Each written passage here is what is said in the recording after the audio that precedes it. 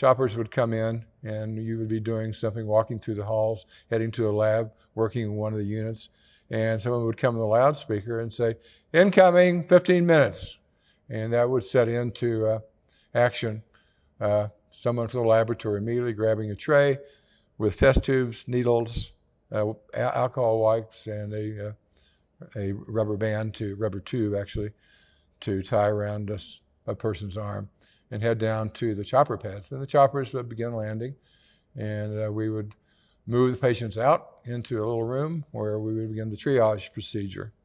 That involved, the doctors taking a look and me drawing blood and beginning to prepare for their introduction into the hospital. It was an interesting process because you had to spend quite a bit of time under the choppers while they were still running, and sometimes things didn't go as expected. Although people were very stabilized, sometimes things could go wrong. One time there was a gentleman who had a pretty much full-length bandage, and when we got him open, the doctor looked at it and immediately started cutting it up. And I swear there was a stream of blood that hit the roof of the chopper.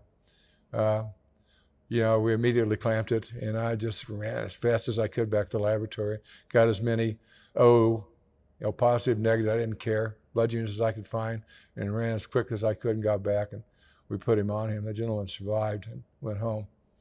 But so things like that were known to happen. We did the best we could do. One time I ran into a gentleman my age over at a coffee shop, and he had on a t-shirt that said Vietnam. And I said, "Hey, are you Vietnam?" He said, "Yeah." He said, "When?" And he told me the years. I said, "Yeah, I was there too." And, "What were you?" He said, "I was a medic." I said, "Oh, okay. Yeah, you guys are heroes." And he said, "I don't know." So he sat down and he talked to me, and it was real clear he was struggling. Life was not being easy. He was having physical problems that he wasn't dealing with. Problems with family and so on and so forth. And I said, "Tell me some stories." And he did. And I'm not going to repeat them, because many of them involved people stepping on bombs that were meant to destroy tanks rather than individuals, and what happens when things don't go right in the jungle. But I explained to him, if you share these stories, these memories, that you don't relive them, because people who have PTSD tend to actually be reliving those memories, not just remembering them. I said, but when you share them, they just become stories then. We all have stories. Some stories are nice, some stories are ugly, but they're just stories. And I have no idea what happened to him. I know when I walked away, the last thing he said to me, "Larry, there just was so much blood." And I said, "Yes, I know." Which reminded me of sitting on the helicopters looking over at another trooper over there holding onto a hose with a compressor, and realizing that his job was to clean the blood out of the chopper if necessary. So, it was the guys who did that work and the gentlemen who we work with are all heroes, and every single one of them. But the people in the medical corps, including the chopper pilots and the medics and the field, are perhaps even more heroic. I don't know. Chopper pilots went in to LZs that were hot again and again and again, frequently against the order of their superiors. Medics, actually, many of them would take their rather meager wages and have their families send back medical supplies because they wanted to be able to have more that they could do for these men and women when they were injured. It was quite amazing and quite interesting and quite exhilarating to see these people and to know them.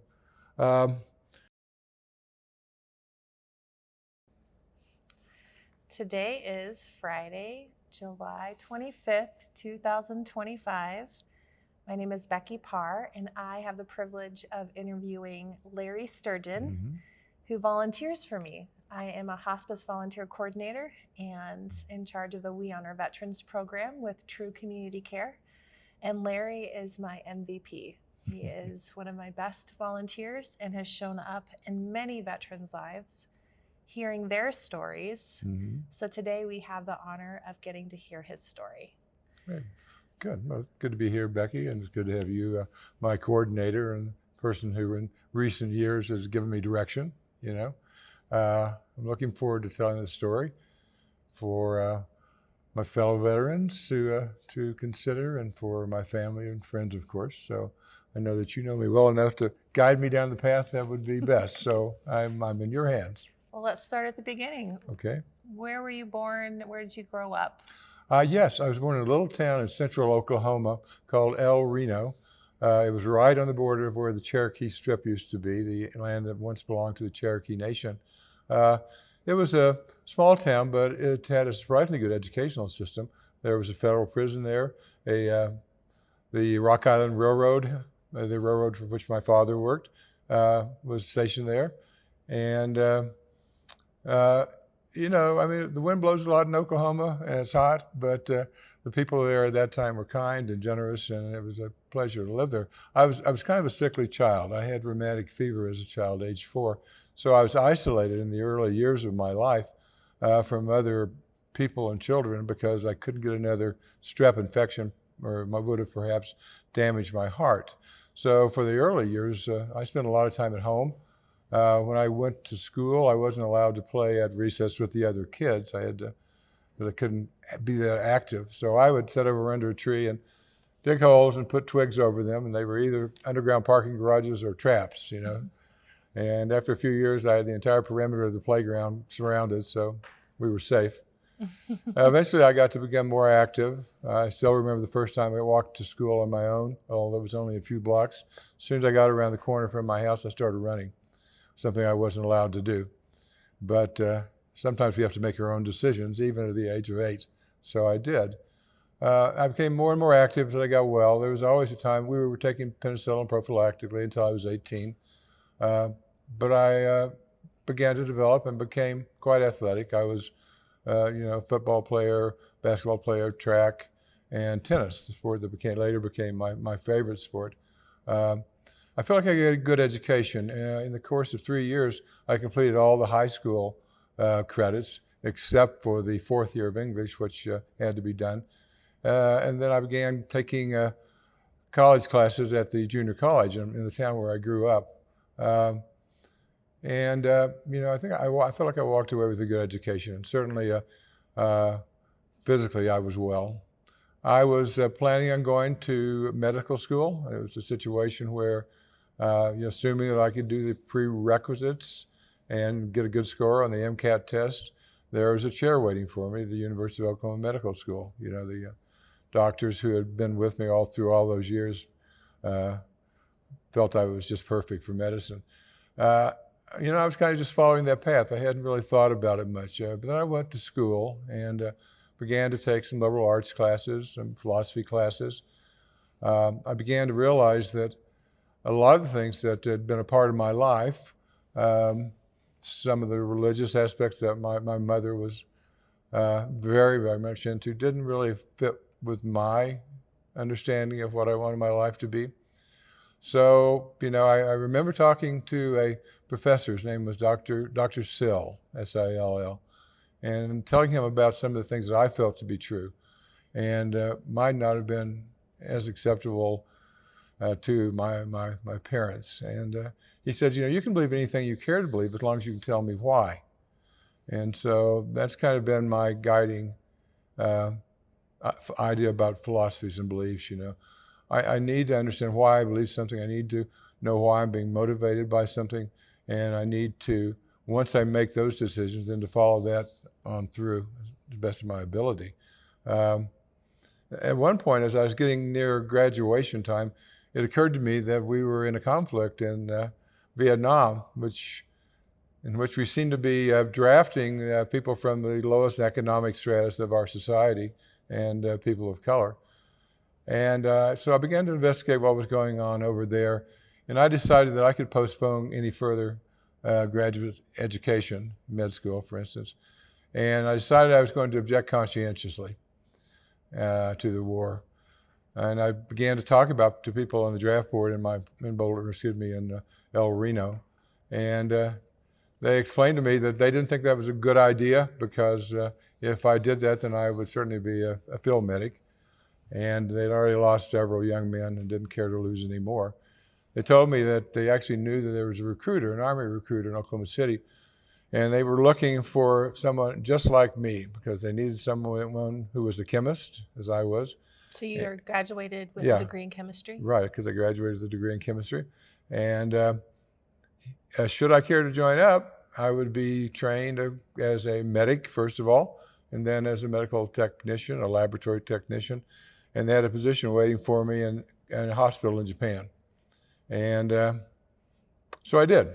I joined up. And a few weeks later, I jumped on an airplane in Little Rock, Arkansas, and flew for the first time in my life. Can I get some clarification real quick? Of course. Because I feel like that's a big turn. So you graduated college with the intent of being a conscientious objector, and then ended up meeting with the draft board, or you thought your draft number was going to come up? Well, or how did you go from there to meeting with the recruiter? Right, good question. Yeah, I had a very, very short number. I was 2S, obviously. As soon as you graduated, you went from 2S to 1A. Whether you graduated high school or college, if you were not, if you reached that age, you were 1A, and if you were assuming you were physically capable, you were potentially drafted. They had a couple of various ways of determining who would be drafted over the course of years, but the last one was a lottery in which they took all of the potential birth dates and, randomly put them in order. And when your day came up, then you would go. And if you were a 2S, and as soon as you weren't, you were at the top of the list, pretty much. So the potential for drafting was quite high. And I did talk with people who were involved in the draft board because they were the ones who I would need to talk to if I wanted to object conscientiously. I would become a conscientious objector. And they were the ones who put me in touch with the Army recruiter who was aware of this position. And it seemed like a good fit. So I went from being a student to being, a recruit. And I joined the Army, which meant I was giving them a 3-year commitment. What year was that when you joined the Army? 1968. Or January of 1968, I joined the Army. So I was looking at on through, then my life was taken care of January until January of 1971. So you graduated in May and ended up joining the Army in January. Yes. The following January. Yeah, absolutely. Thank you. And so I got on an airplane, first trip I've ever flown, first time I'd ever flown, and we took off and landed in El Paso, Texas. And I was greeted and took out to a olive gray bus and driven to Fort Bliss, Texas. Fort Bliss is very near the border. The weather is rather inclement, but they took away everything I had and gave me an entire different set of gear to wear and use. Uniform, shoes, a footlocker, all the things that you'd need to do training, boots. Can you recall, Larry, what that felt like to get on a plane for your first time? And to know that I was going to object to being in the military, but now I've chosen to join? I can tell you about it. No, it was fun getting in the airplane. I was actually kind of fascinated by the patchwork of fields and rivers and streams down below, as we flew over. And, I found it was a little bumpy, but I didn't mind that. Ever since then, I've loved to fly. I've loved to, because if you're in an airplane, then you're going someplace else. So, I've always looked forward to flying, and I've flown all over the world, really. But at that time, it just was fascinating, something I'd never done before. And I was excited about it. The idea of going to Japan really seemed like a good one. What had happened is I didn't realize that I had made an actual move out of the path that had been set down for me into a path that I was creating myself, and so I was excited about it. I didn't know what it would be like, obviously, never having been to the Orient, to Asia, but I was looking forward to it. I certainly had no idea about what was waiting for me at basic training. So we got there, all of my hair was shaved off, new clothes were given me, and we were taking over to a barracks and introduced to a very loud-spoken drill sergeant, who was happy to greet us there and tell us what our schedules were now going to be. We'd be awakening at 5 in the morning to reveille, cleaning up our areas, making our beds so that you could bounce a quarter on them, and falling in outside of the barracks, doing our daily dozen calisthenics, and then marching over to the mess hall and walking on a rather long series of monkey bars until we could get off and actually go into the mess hall. And that would be the beginning of our day, every day. Days were filled with the typical stuff that my fellow Army veterans will tell you about basic training. We marched a lot, we trotted a lot, we climbed over walls, we crawled under live ammunition, we learned how to put on a gas mask and had the opportunity to take it off in a tent full of tear gas. We didn't get to do much of anything else than that. Our whole focus became that particular part of our lives. The Army is very good at beginning to remake you to some degree. We learned a lot of stuff. We were told over and over again, we were in formation, that person in front of you and behind you and to your left and to your right is the person who may save your life someday. It won't be me, it won't be General Westmoreland, it'll be one of these people. We learned over and over and over again, if you're given an order, you have to act on that order immediately. It is not your job to consider it, it's your job to act. That may save your life one day as well, and we learned discipline. It was not an easy thing to do at all. A lot of people had real problems, real issues with the physical part of it, particularly. It was incredibly cold some mornings, and unseasonably hot some days. So, we certainly began to get fit. One morning when we woke up, the first thing we would normally do would be to go to the latrine. And so we woke up and began to get ready. We walked in, and one of us had decided it was just too hard. And he had taken his life by hanging himself by his belt from the pipe. And it was too difficult, which is really, really unfortunate. But it did kind of bring home the fact that we are about to do something that is going to be very dangerous. And there is a reason why you should be concerned about your life, and there's a reason why we should be doing the things that we're doing. So, we continued on through, and we managed to get to the first time that we were able to go away from the base and go out into El Paso and have a weekend and, drink a few beers and get a little bit of camaraderie going on again, and we did. And then we came back and we finished our training. My next posting was in San Antonio, Texas, Fort Sam Houston. It's where most of the medical training takes place. I went through a course of learning how to be a medic, the things that you have to do if you're in the field. First thing you need to do is do a little bit of assessment. How am I going to get these people back to the LZ, the landing zone? This guy can walk there by himself. This guy's going to need somebody helping him. We're going to have to get some way to carry this guy in. And then we began to learn how to make what to do in certain situations. What is the very, very first aid that you do? What are the things you can do to turn this situation, which is a very good one, to one which is manageable? A lot of that involved, of course, crowd control drugs, as we used to call them, primarily ketamine. And, so I went through that course. I had worked as an orderly when I was in college, so I was very comfortable doing the things we needed to do. And I think I did quite well of it. And then shortly thereafter, I moved over to a whole other campus and began learning how to be a laboratory technician and everything that included. The chemistry part I knew quite well, but things like complete blood counts, blood types, blood matching, parasitology, bacteriology, all the other disciplines were brand new to me. I found it fascinating. And then there were little kind of moments that I'll never forget. The first time we had to learn how to actually draw blood from somebody else, it's quite a moment. And actually, the first time somebody else who had never done that before drew blood from us was probably. So you practiced on each other? Yes, probably just as much of a moment. So we did that. We worked through that entire program. It was intriguing and interesting. And then I went home for really the first leave that I had, and I felt different when I was back in El Reno.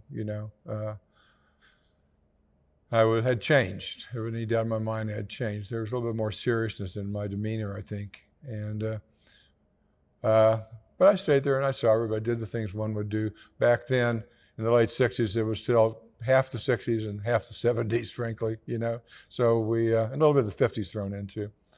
We went and did the usual stuff like driving our cars down the drag and stopping in the local drive-through to get a barbecue burger and a Dr. Pepper, and seeing all of our friends one last time. Then I reported once again to this side, the Oklahoma City airport, and we flew to Seattle, and from Seattle we were processed again and flew to Honolulu. From Honolulu we flew to Tokyo. As soon as I stepped off the plane in Tokyo, I knew I was someplace quite different. The entire environment, the smells, the touches, the sounds, the things that I was seeing were different than anything I'd ever seen before. And we had an escort meet us there, and we had the first time I was on a train in Japan, which is an interesting experience if you've never done so. Quite crowded. I was the tallest person in the area, so I could see over everybody. And I took a relatively short trip from Tokyo to a place called Tsugami Ono. Tsugami Ono is kind of midway between Tokyo here and Yokohama here. And it is where Camp Zama Hospital existed. It was a walled compound. You walked in, there was a rather large administrative building directly in front of you when we walked in, guard houses, of course, on either side. And I walked in and reported to the commanding officer, Private Larry Sturgeon, serial number 15, yada, yada, yada, reporting for duty, sir, as ordered. And that was Camp Zama. Camp Zama, and you were part of the 406? I was part of the 406 Medical Laboratory. I didn't really know that at the time. The 406 Medical Laboratory had a long history in the Army. It was the first portable laboratory in Southeast Asia, and their mission in the beginning began working with MASH units. Then later they were moved to Japan, where they did Camp Zama Hospital. And they had another facility where they did actual research, which turned out to be quite good, particularly in the area of burn treatments and the medications that we were going to use to help that process and that recovery. I was introduced then to my commanding officer, Captain Camp, and he asked me my name, and of course he said, "Okay, Sturgeon, well, we're going to call you Fish." I said, "Okay," because everybody had to have a nickname. So I said, "Fish," and he called it another one. "This is Jonesy. Jonesy, next time we get in choppers, take Fish with you and show him around."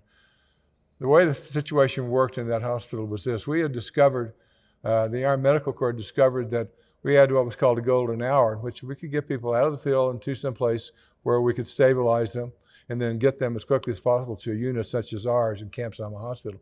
A lot of them survived, many more than survived in previous wars. So our situation at the hospital basically was this. We were prepared to deal with any kind of wound and just about any kind of medical condition, and we did so. Our patients, the soldiers, were stabilized in Vietnam and then sent to either Yokosuka Air Force Base in Tokyo or Takahashi Airport, and I think it's Takahashi Airport as well. Then they were choppered over to us. So we had a couple of chopper pads that were near the burn unit and the surgical unit. Could you describe a typical day? Sure. When you were working at Camp Zama? Camp Zama. Zama. Yeah, that's okay. Tachikawa Air Force Base, thank you. Well, yeah, it would depend on what you were doing. Obviously, we had to work. You would be working in one of the various locations. You might be the person who was sitting up front drawing blood, the phlebotomist, if you will. You might be working in the basic CBC area. Those are the places where they did the tests, which told the doctors if you had an infection or if you had a number of various types of conditions. It's probably the most basic blood test still to this day done. You would do blood counts, see how many red blood cells there were, how many platelets. You'd make a slide, and then look at it under a microscope and describe the nature of the cells that you saw there, and then make that report. Right across the hall from that was the blood chemistry lab, which is where I worked most of the time. And at that time, we were really we had one of the earliest autoanalyzers available. And it worked beautifully most of the time. It was a colorimetric process, but it also failed frequently. The gentleman I worked with frequently with Takahashi-san, who was a Japanese national and had been working there for years, incredibly competent, knew exactly what to do, and he taught me how to deal with that aspect of it. The other aspect that I needed to deal with was when it was broken down, we still had to perform the tests. So we went back to the old test tube method of doing it, that one of which I understood very well. So we did that. We also had a laboratory which dealt with bacteriology, people who had various diseases that were primarily bacterial in nature, and then parasitology. We saw things over there that a hospital lab in the United States would never see, various and sundry parasites, including malaria. We had a very, very good drug for preventing malaria in Vietnam at that time, but most people didn't care to take it because it apparently caused diarrhea, and if you were living in a hooch out in the jungle with nothing but a trench latrine, that was not a place you cared to visit many times a day. So we had a higher than expected level of malaria in our patients, but we had the ability to treat them as well, so that worked out. And then perhaps the most important area was our blood bank, where we cross-matched blood and kept them fresh and ready for use. I remember one time, during the day, I should tell you, choppers would come in and you would be doing something, walking through the halls, heading to a lab, working in one of the units, and someone would come in the loudspeaker and say, "Incoming, 15 minutes." And that would set into action. Someone from the laboratory immediately grabbing a tray with test tubes, needles, alcohol wipes, and a rubber tube actually, to tie around a person's arm and head down to the chopper pads. Then the choppers would begin landing, and we would move the patients out into a little room where we would begin the triage procedure. That involved, the doctors taking a look and me drawing blood and beginning to prepare for their introduction into the hospital. It was an interesting process because you had to spend quite a bit of time under the choppers while they were still running, and sometimes things didn't go as expected. Although people were very stabilized, sometimes things could go wrong.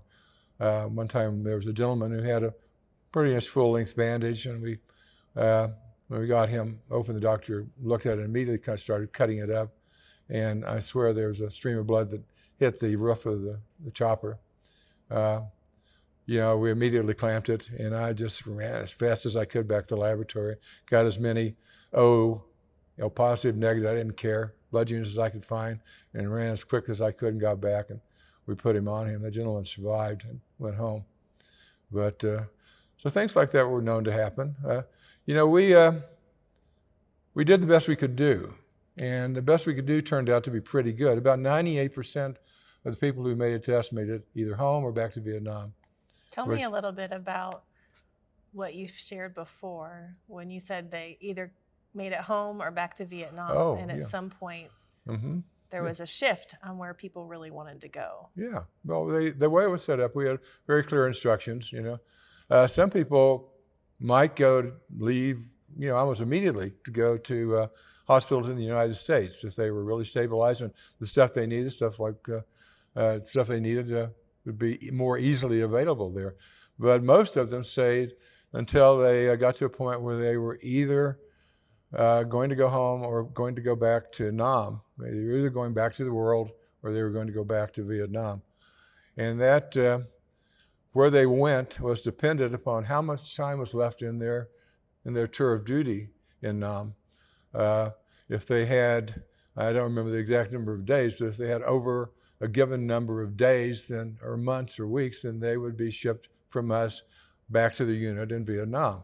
If it was less than that, they would then be sent back to the world. And of course, it was unspoken, but many of us felt that, it would be nice if they could all go home, wouldn't it? So in some certain cases, it was acceptable to say, gosh, Rodriguez may need to stay here another week. Yeah, he looks a little peaked, doesn't he? I think maybe we'll keep him here another week. And changes like that made a difference to the outcome of these boys' service. So that did happen.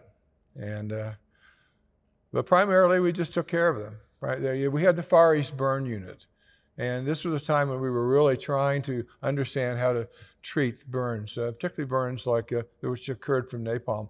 If you get hit with napalm, it will stay on your body until it reaches the bone, and will burn and just burn. It causes horrendous burns, and it requires a whole new set of skin. So how do we do that? Well, they were developing artificial skin that could be used to cover up the areas that had the burn until the real skin could begin to grow back. It was an incredibly painful procedure, and didn't always work. And many times our patients would get horrendous infections and go from recovering to dying.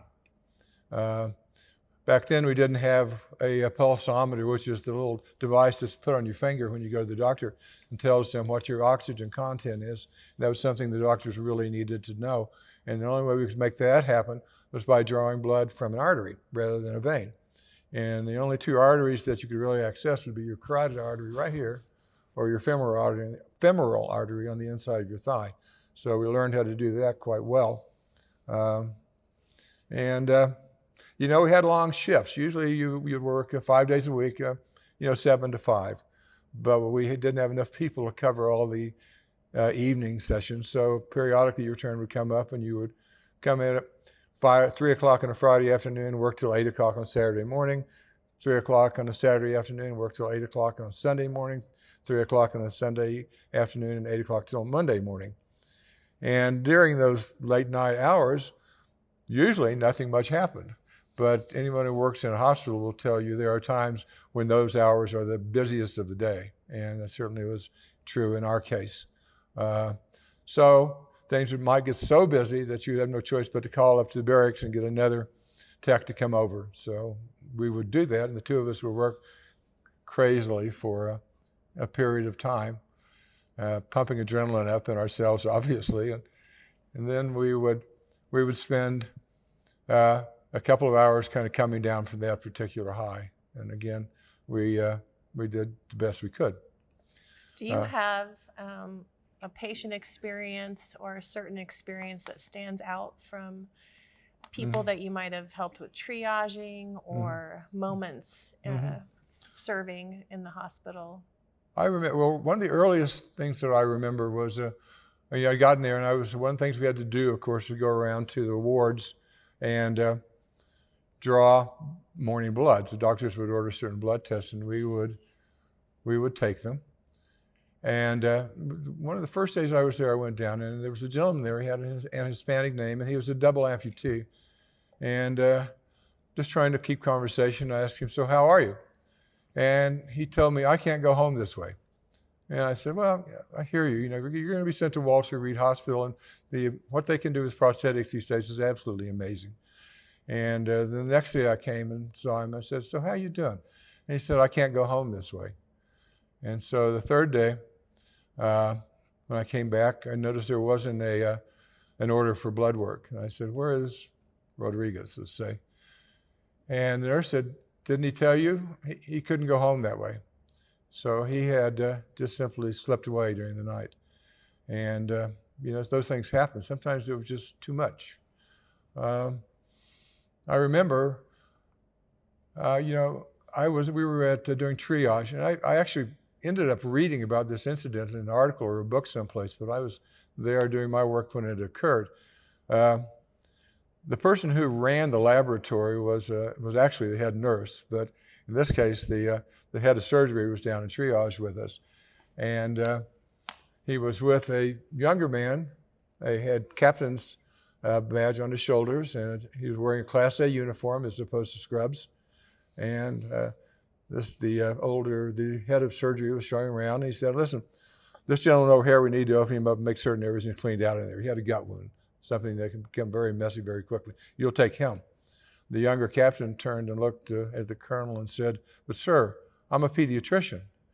And the colonel looked at it and he said, "That's why I gave you the simple ones." And that's kind of what we had to do. We did the best we could, and we did it very well. I used to go from time to time to the neuropsych ward, and that was one of the saddest places I've ever been in my life. Those were primarily people who had combat-related injuries. They were the people who later on were going to have a high potential for PTSD. As many of you know, we weren't exactly welcomed back happily into this country when we came home. People confused the soldiers with the war. And so a lot of people came home. They had been given drugs while they were with us, and they no longer had them. They just kind of drifted away. We have lost more men to suicide and drug overdoses than we did during the war. Mm-hmm. And so these gentlemen would just be sitting there waiting for the drugs to take effect, and eventually they were going to be going back to Nam. That was very sad. Other than that, I mean, there were a lot of serious things that went on, but there also were a lot of kind of very collegial things that we did and fun we had. I mean, the nurses and the techs and the medics from time to time would just hop on a train and head down to Tokyo, to Shinjuku or the Ginza, and eat sushi and drink and just blow off steam, as it were.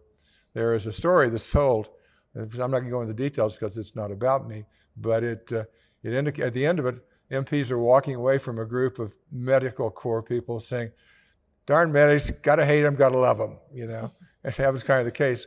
We didn't have quite the same discipline that much of the rest of the Army worked under.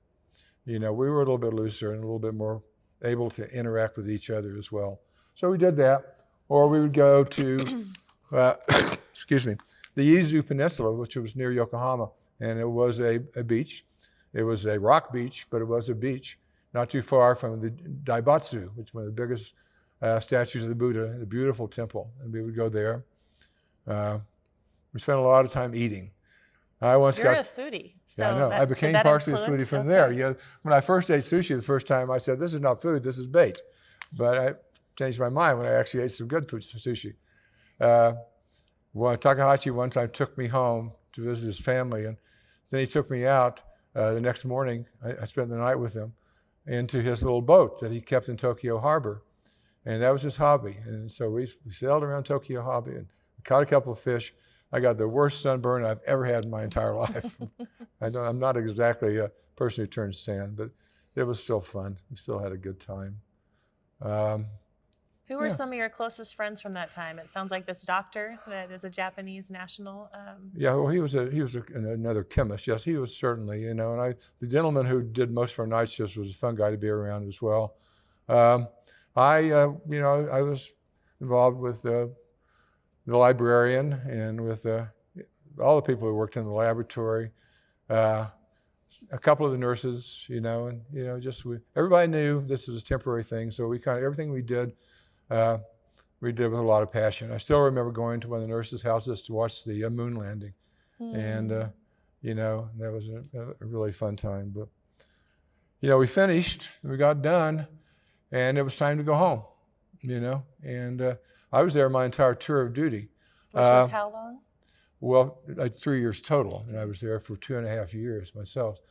At the time, I was just before I was ready to go. I was about to be sent home. I went before a promotion board. I was an E4, and I was perhaps going to be promoted to an E5. After the officers had asked me the question they wanted to ask me, they said, Specialist Sturgeon, have you ever considered re-enlisting? It's not a bad life, And I thought about it. My experience there had been painful and wonderful, and one that I'll never forget, and certainly one that molded who I am. It was the first time I really began to understand that I need to be able to do something that has some element of service in it. And I thought about it. I thought, well, I could go to Germany. But what I told them was, we have a problem here with the support we're getting from our country. And I don't know that I feel comfortable re-enlisting in the Army at this time. And so I didn't.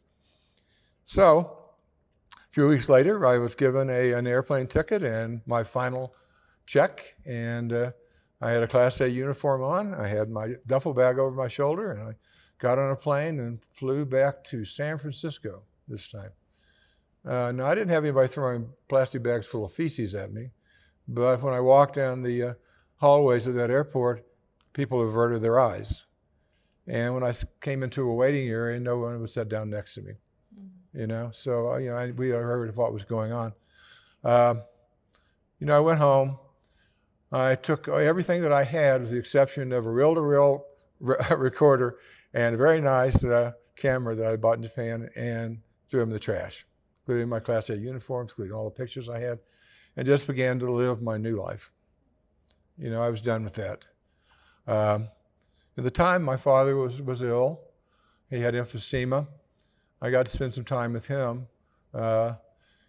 And he was a changed man. My father was half Cherokee Indian.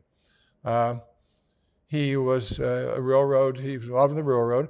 He became a conductor on the passenger trains for the Rock Island Railroad. Then he became a union official. He was the general chairman of the Order of Railroad Conductors and Brakemen.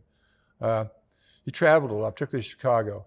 But anytime he could be home, if I was doing anything, he would be a part of it. He called me Pal. That was his little nickname for me. And I didn't give him near as much time as I should have given him. Children tend to do that. But I got to spend some time with him then. And he told me a few things. He told me, son, whatever you do, don't wear a brown suit east of Chicago.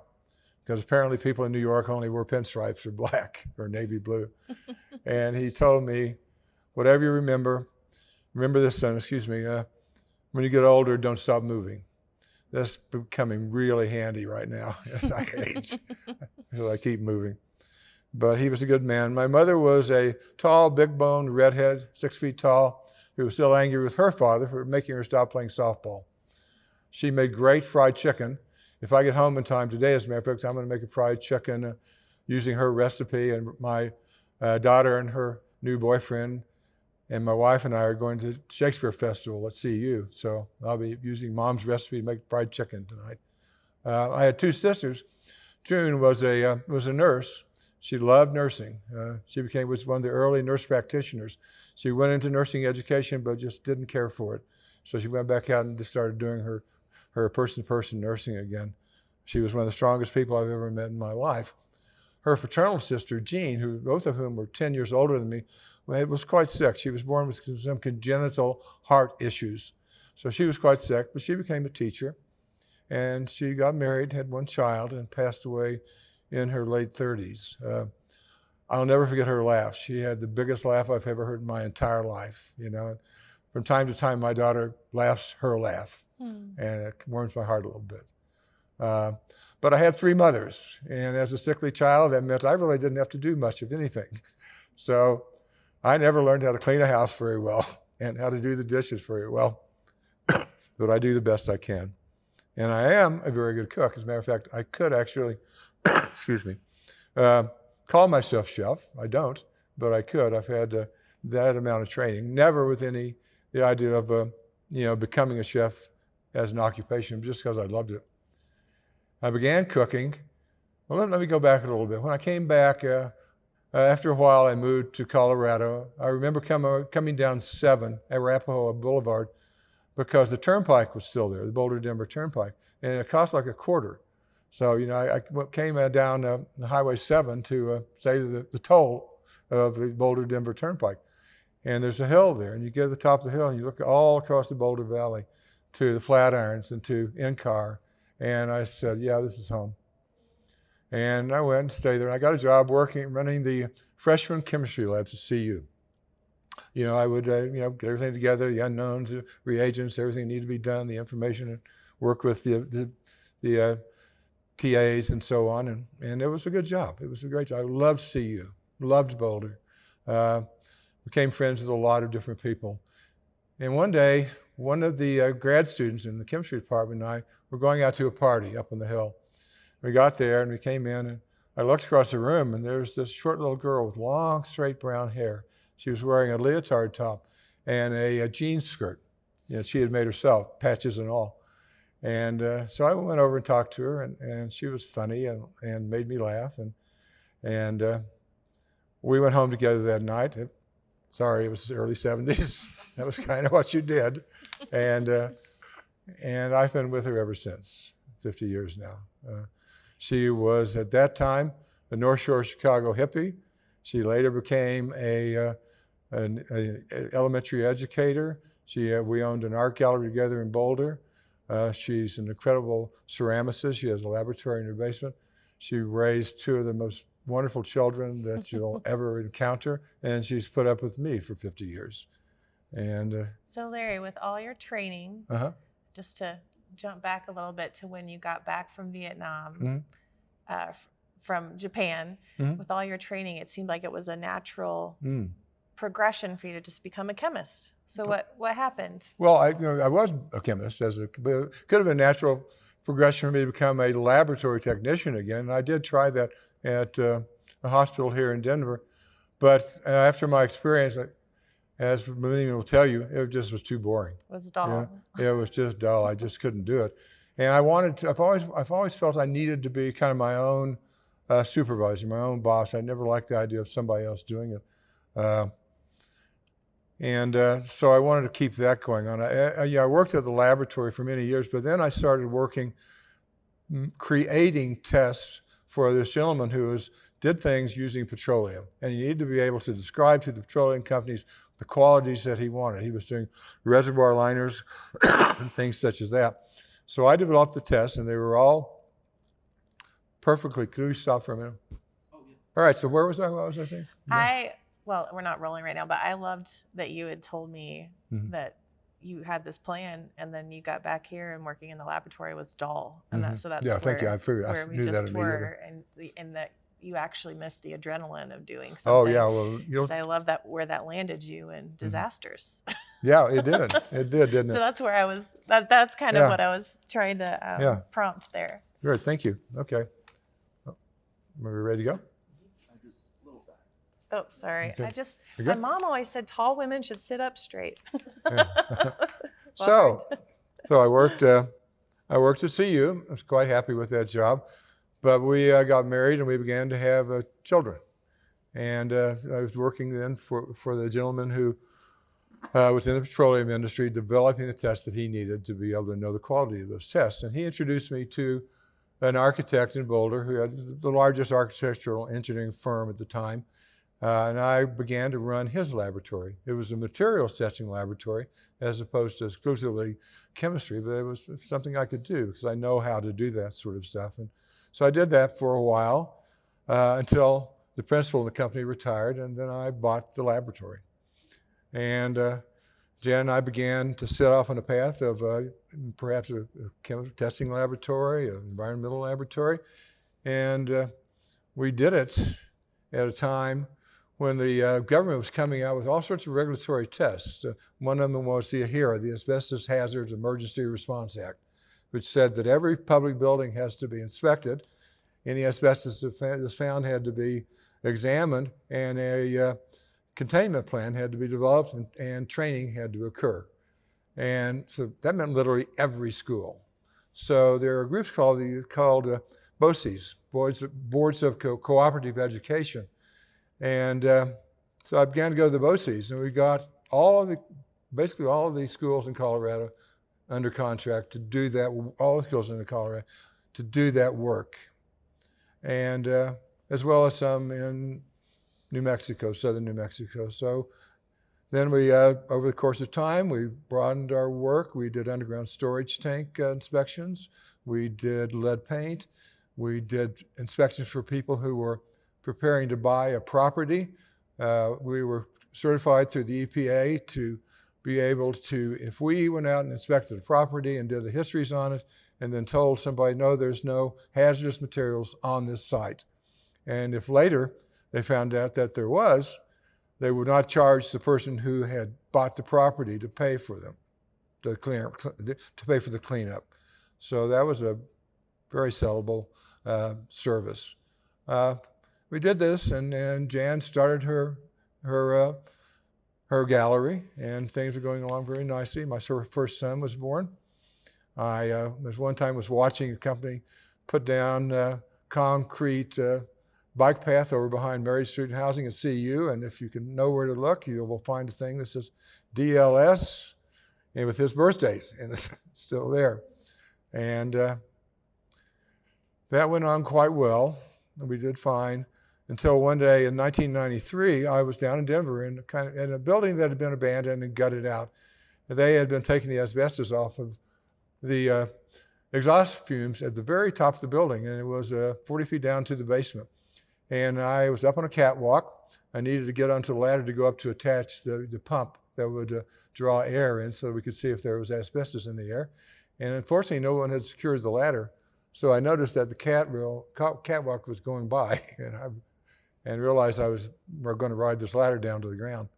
It was interesting because I didn't really regret actually dying, which I assumed was going to happen. So I just want to clarify. So you were on the catwalk 40 feet up, and you fell. Oh, no, I stepped onto a ladder. You stepped onto a ladder. I'm going down, holding onto the ladder, assuming, so I assumed that probably I'm going to die. And that wasn't too bad, but what was bad was at this time, we were just a brief period of time away from my daughter's wedding.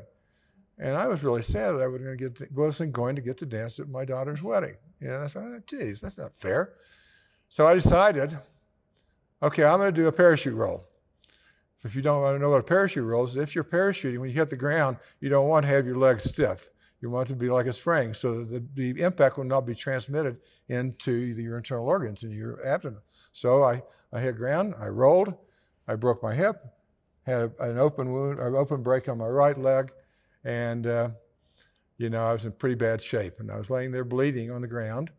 And now I had a Motorola cell phone, one of the early cell phones, but it was out in my truck. And it's 5 or 6 o'clock in the afternoon. No one's coming back till 7 in the morning. I'm lying on a concrete floor. I said, I'm not going to look at my leg because I didn't want to go into shock. So I pulled myself hand over foot to the stairs, up the stairs. I leaned on this iron door and put my body in between it and so it wouldn't close. And I yelled, help! And some angel came over and found me, went out and got my phone, and we called 911. And then I called Jan. So I was telling her, Jan, I fell. I'm not going to die, but I'm pretty badly injured. And just at that moment, the ambulance got there. The medics came in. And the next thing Jan heard this, and please forgive me, oh, shit! Because there was a bloodline all the way down to the middle of the pool floor. So they took me to what was then Denver General Hospital, which was at the time probably the best trauma hospital in the area, and took care of me. Jan came. She recalls sitting there in the waiting room saying, well, I'm going to go see that guy who has 2 bags of broken bones for feet now, and so on and so forth. She called my rabbi, who came immediately, and between the two of them, they held my hand. And they kept having problems believing there was no internal injury because of the extent of my leg injuries, my feet injuries. So I kept having to go do CAT scans and so on. But eventually they got me to a room. It was in a room with a gentleman who had been in a fight with some drug dealers. He had abdominal shots, and Jan was a little concerned about that. So she had an ambulance come and take me to Boulder Community Hospital. And I was there for a while. Stayed with the gentleman, Mr. Milken, his name was, and he was in the bed next to me and was not doing well, but he kept saying, Larry, Larry. Well, I've learned how to be of service by this point, but there just wasn't much I could do for him at this time. So pretty soon, Mr. Milken got to go home. So I had a long period of rehabilitation at that point. We sold the laboratory. I was downstairs with a hospital bed, and then before long I got to go to physical therapy, to the warm pool over at Mapleton Rehabilitation Center, which is no longer there. And they told me, well, you're never going to walk unassisted alone. And there's a good possibility you're going to be in a wheelchair in about 10 years. So you need to start planning for that. Jan immediately began to look for ranch houses. And I immediately just said, no, I am going to walk unassisted. I was an athlete, and I was the type of athlete is when they told me to do 12 reps, I did 15. They told me to do 15, I did 18, because I figured that way I'd be doing more than anybody else. So when they told me to do 12 reps, I did 15. And I stayed late and worked on the bike, the stationary bike, and I went to the warm water, and I did all this stuff at home, and now I can walk unassisted, and it's many years later. And I wouldn't have known you ever had that injury. Well, if you saw the scar, you would. So Jan did, in fact, find a ranch house. we bought the house as really good friends of ours that we live in now. It's a beautiful ranch house, a big basement now full of her studio, right on the edge of an environmental easement. You can look across and see an old homesteader's house, and it turned out to be the perfect place for us to finish raising our children. We're still there. It wasn't much too big for us, but I'm going to have them bury me in the backyard along with a couple of dogs we have. And so you had that incident, that accident, right, and kind of a forced retirement from mm-hmm. the laboratory life. Mm-hmm. But you don't retire well. No, I So don't what retire did you well. do? You're right, of course. Yeah, in addition, after we got the house, we got settled in and back to normal. I started looking for something to do because I wasn't happy. And there was a large engineering firm out of Virginia called Parsons Brinkerhoff. They've been around since the 1800s. They were the ones who did the big dig in Boston. If you know that, it didn't work out that well, but most of the stuff has worked out well. And they had a contract with FEMA to send out inspectors to be the first people the people in national disasters actually saw, to go ahead and evaluate the damage within the regulations and send back reports directly to FEMA. And so I could do that. So I did. I took the training. And the first place I was sent to was Cleveland, Ohio, after a flood. And I loved it. I loved sitting down with these people and hearing what they had to say, just listening, not giving them advice, just listening. I was good at doing the work. I could do it on my own. It was one of those other jobs, once again, where I really didn't have a boss. I just had people I had to report to. I had a lot of people who were quality control types and making certain the work that I was done was high enough quality. But I made my own hours. I made my own phone calls. I did the work on my own, and it worked out very well. So to clarify, a disaster would happen. Right. And you would be one of the first people to show up. Yeah, it would either be, Larry, they just had a hurricane down in New Orleans. We're going to meet at the New Orleans yada, yada, yada hotel tomorrow morning at 4. Here's the number for the travel people. And I would call up, and they'd have me on a plane in a couple hours. And you'd meet with families that maybe lost their home. Yeah, then they would go, the people who would apply to FEMA for assistance, their names would be given to us. And I would call them up and make an appointment and go out. I would assess the damage. As they always told us, you don't have to look at the videotape, you have to listen to their stories. So I would listen to the stories, I would send the reports in.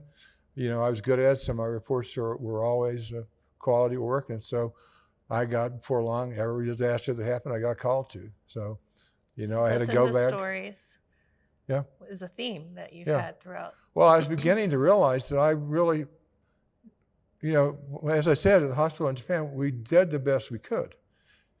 And I also began to realize if this is something you can do, you need to do it.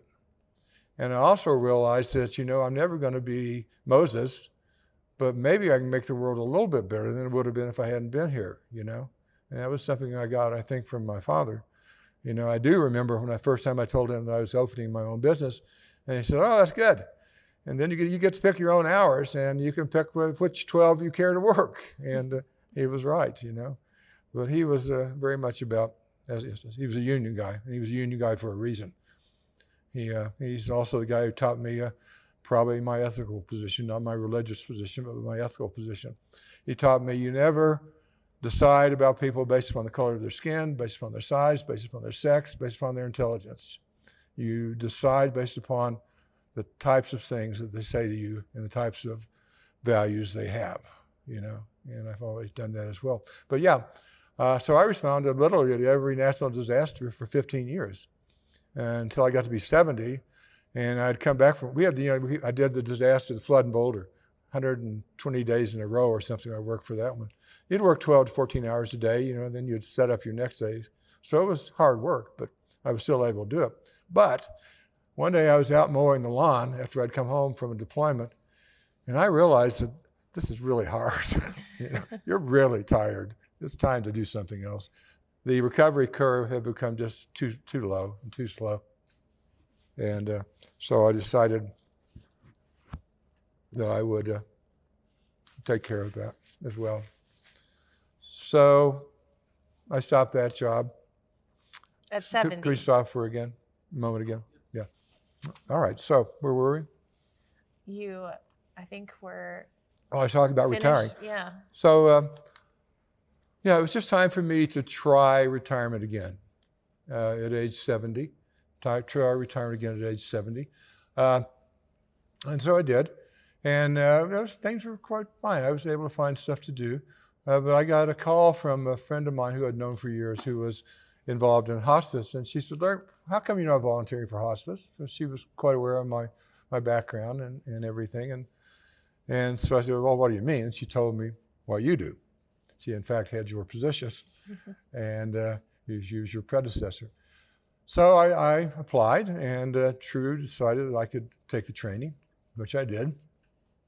And I began to work in the inpatient unit, first of all. This was during COVID. So there was very little I could do except answer the phones and sit in the IPU. But that was fine, got comfortable there. And eventually COVID went away. And then I could start doing some of the things to help the nurses. I could help move people and fill out forms and answer the phones. And at the end of people's lives, I could sit with them if there's no one else to sit with them. And then eventually we began to do some programming around our veterans because True and its sister hospices realized that we're working in an aging population and we have a lot of veterans in there and we need to do something for them. We need to let them know that we remember what they did. And so I began to work in some of the programs that we had. Excuse me. One of them. For free. You worked for free. I did work for free, and you point that out every time you can, don't you? If I don't do really well in giving one of my speeches, she will always say, "Don't worry, he works for free." So, I love that. If I start coughing. But we had programs where we worked primarily with veterans at the end of their lives. We would go for our Vietnam era veterans and present them with some beads that were made by other Vietnam veterans, and a little pin from True, and an American flag, and a star from a flag which had flown over the country. And then I would talk with them, and so if they were able to, they would respond. If they can't, I know they still heard me anyway, and I would tell them my story. And then I would stand up and I would salute them and I would say, "Welcome home. Welcome home." And people really loved that, and it breaks me up every time. So I've been doing that for a long time, and we've also since developed a lot of other programs. We do programming around Veterans Day. We do programming around Vietnam Veterans Welcome Home Day. And I would love to hear, if you don't mind, because I know that you have been at the bedside of countless veterans who are facing end of life. I am. Hold on. I have to stop for a minute. All right. So, one of the things that I've learned as a result of working for hospice is that it's really important to allow yourself to process and to feel the events that have shaped you.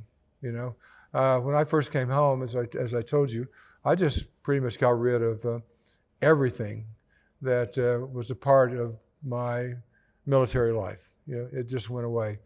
And I didn't think about it. I didn't talk about it for many, many years. My wife was under the impression that I, in fact, had been a conscientious objector because I, at one point, mentioned that, I wanted to object conscientiously. And that's all she knew about it. But eventually my children, I think, began to ask questions, and I began to tell them bits and pieces of it.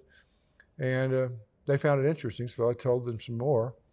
And as a result of that, I began to really begin feeling the things that occurred back there. And it just reinforced to me even more the fact that I need to do something that involves being of service to somebody other than me, because I can get very uncomfortable in my own skin if I don't, And really all I want to do is be comfortable in my own skin, I've been blessed with an incredibly good life.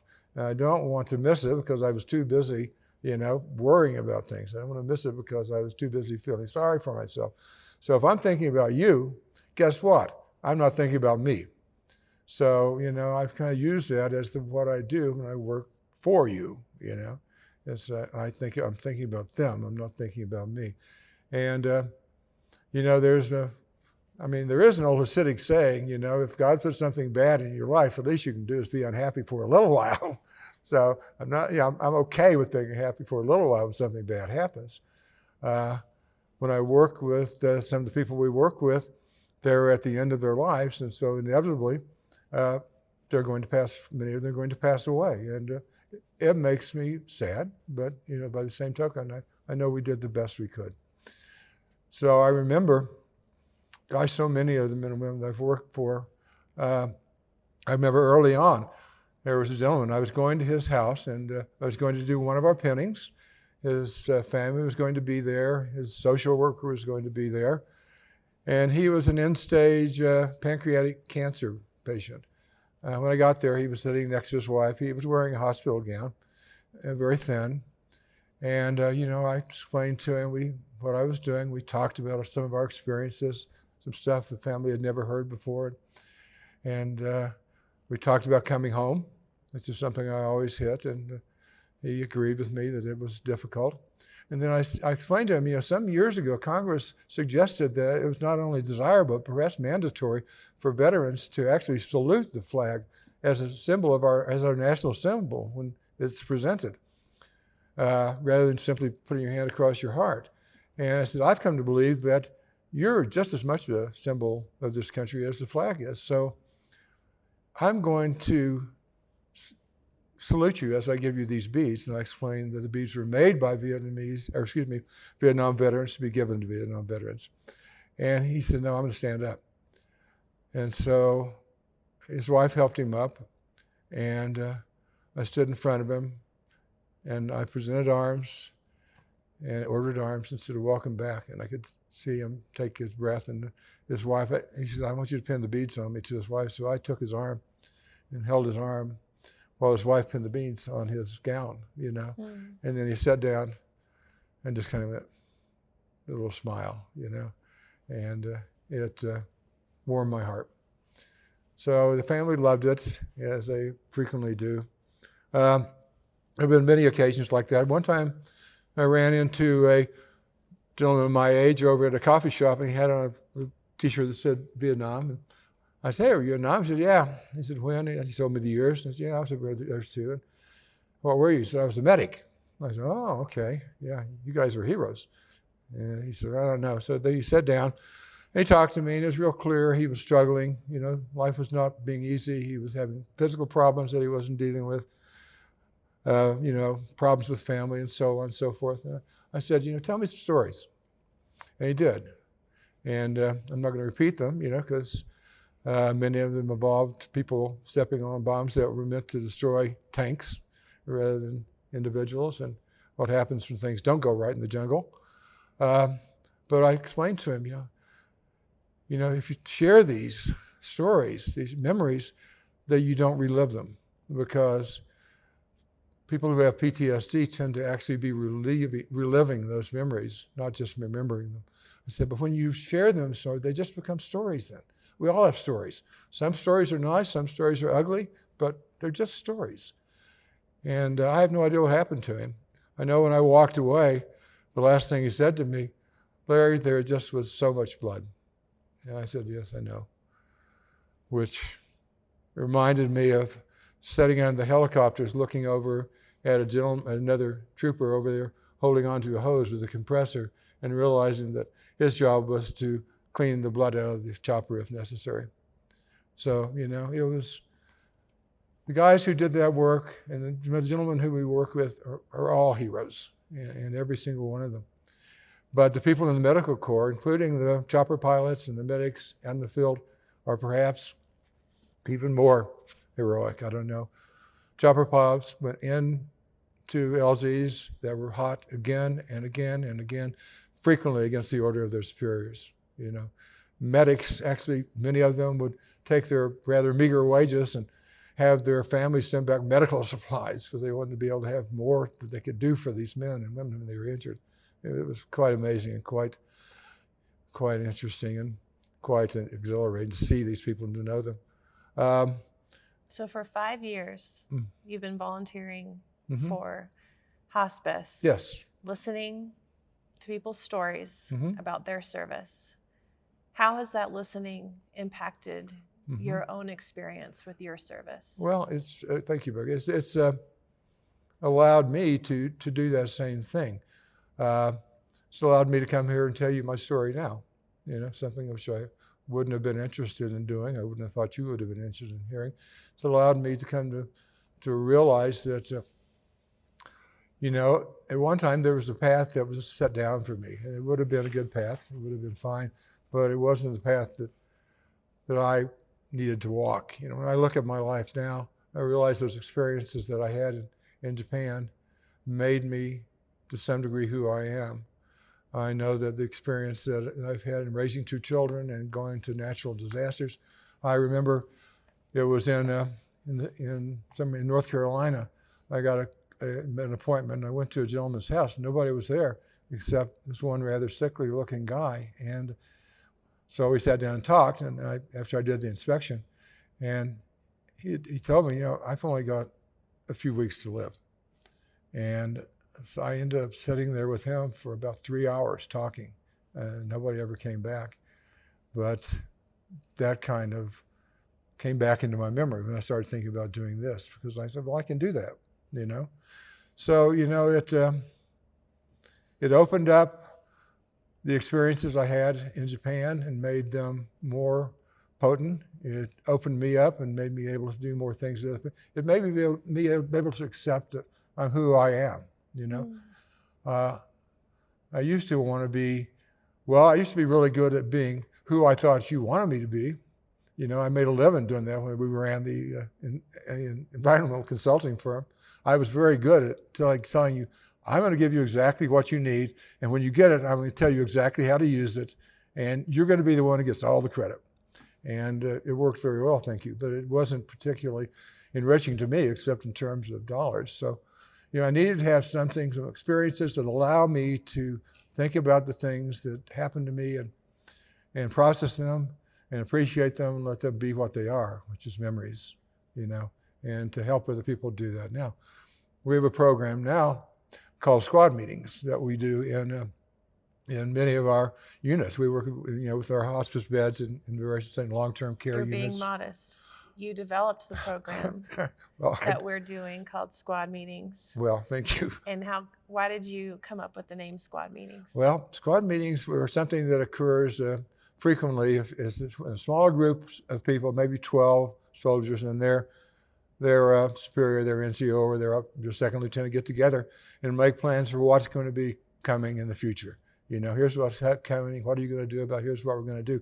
Tonight we're going to go out and take a nice little hike into the jungle. And we're going to find a place, and we're going to sit down, and we're going to wait for somebody to come by, and then we're going to kill them. And then we're going to count how many bodies there are and come back and tell me. But we don't do that. But we do give people a chance to eat some pizza and have a chocolate chip cookie.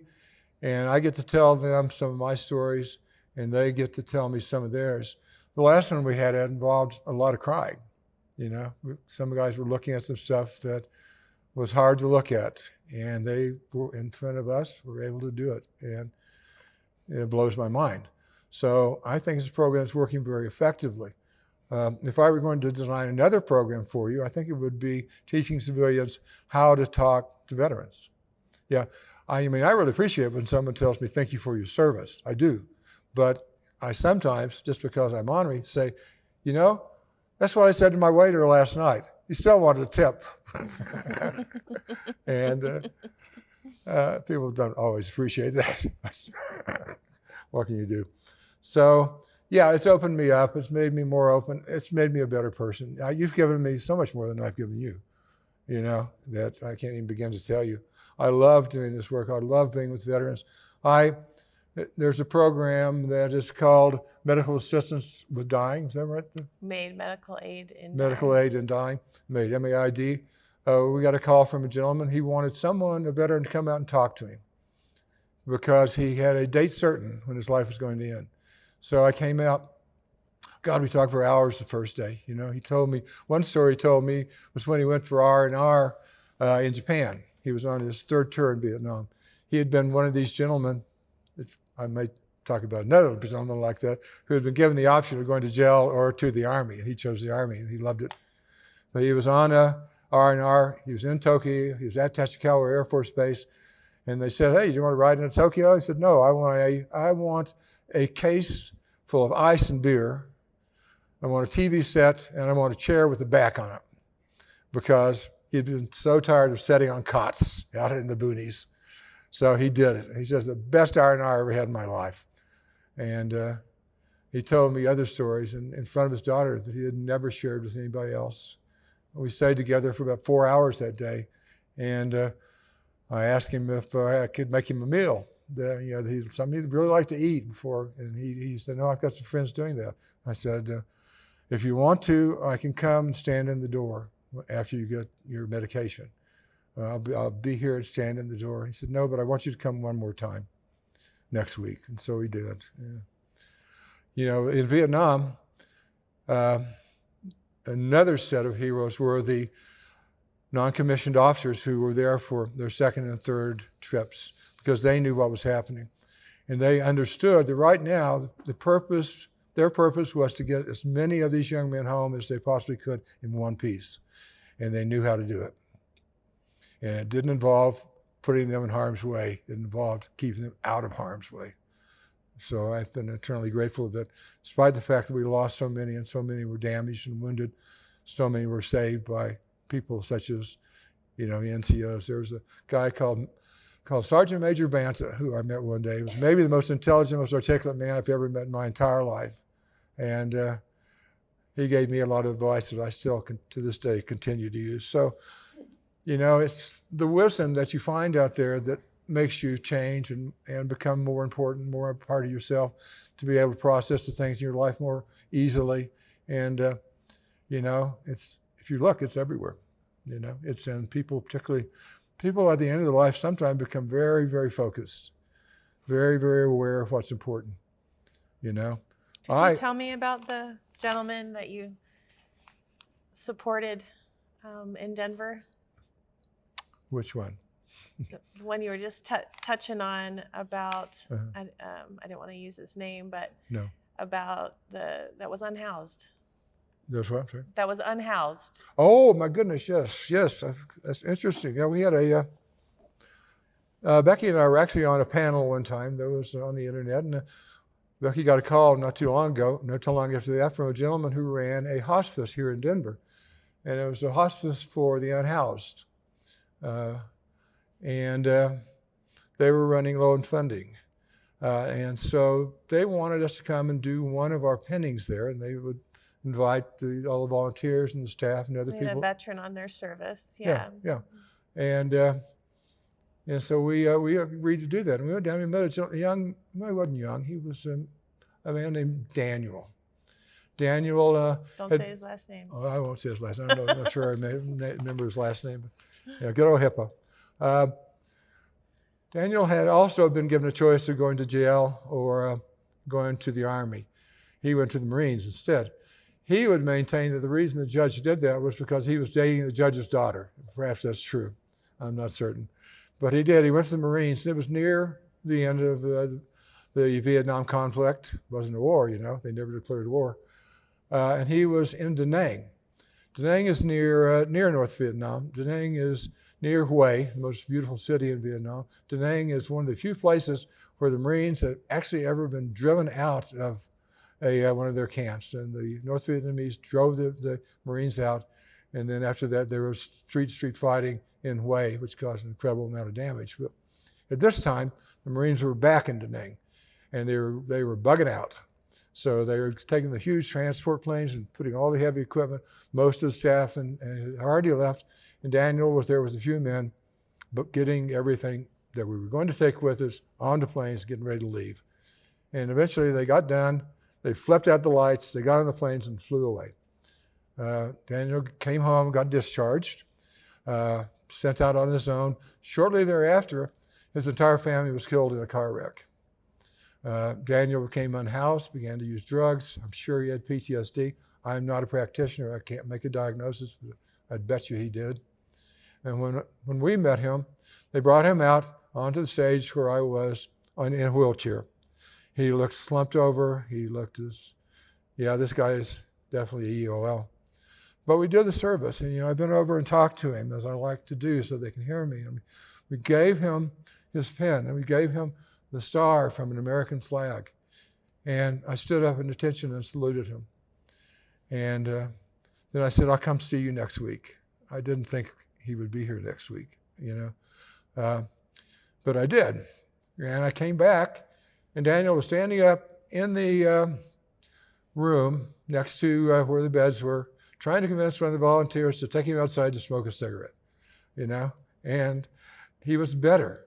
And he had told the head of the hospice, I want you to take that star, and when I die, I want you to put it in my shirt, because I'm taking it with me, So Daniel and I got to spend a few weeks together. Eventually, he had to leave that facility, and I was able to help him find out where the money the VA was giving him was, because he didn't know.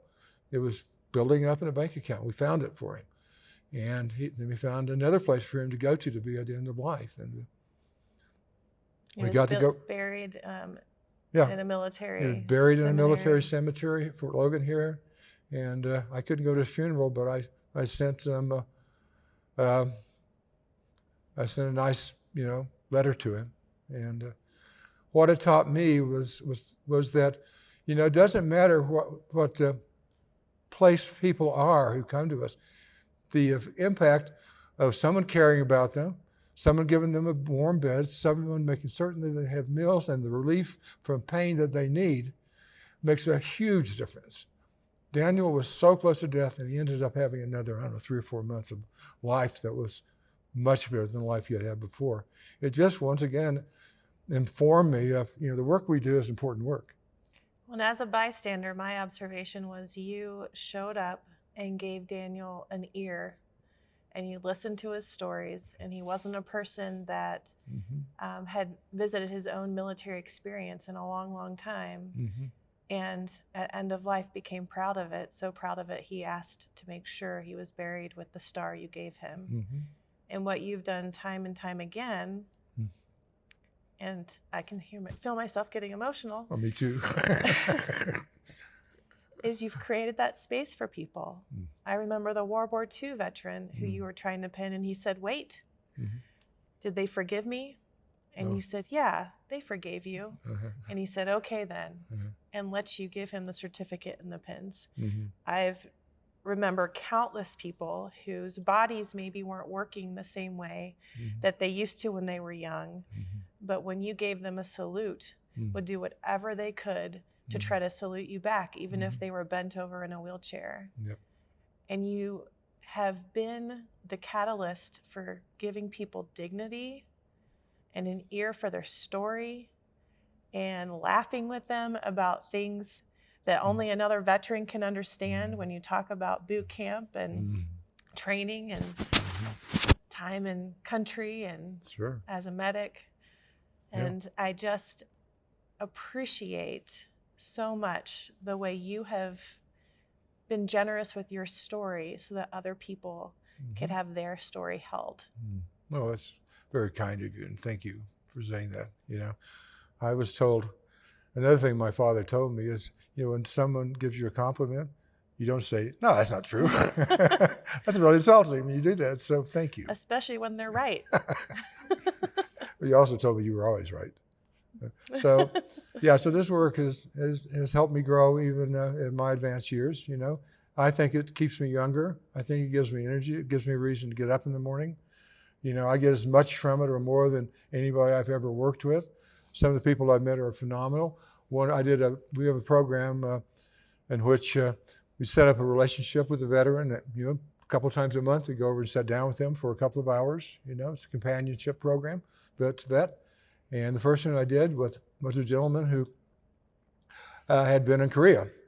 He had been a guy who always wanted to be in the military. He wanted to be in the military. He asked his parents if he could join. He was 16. They wouldn't let him. When the Korean War started, he was 17. They allowed him to enlist, and he did.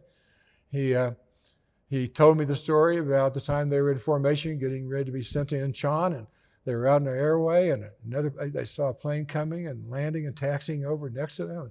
They pushed the steps up to the plane, opened the door. Someone got out and walked over to a microphone and said, "Soldiers, my name is Dwight David Eisenhower, and I just came here to say goodbye to you and to tell you good luck and to tell you that things are going to be much better than they were for my boys."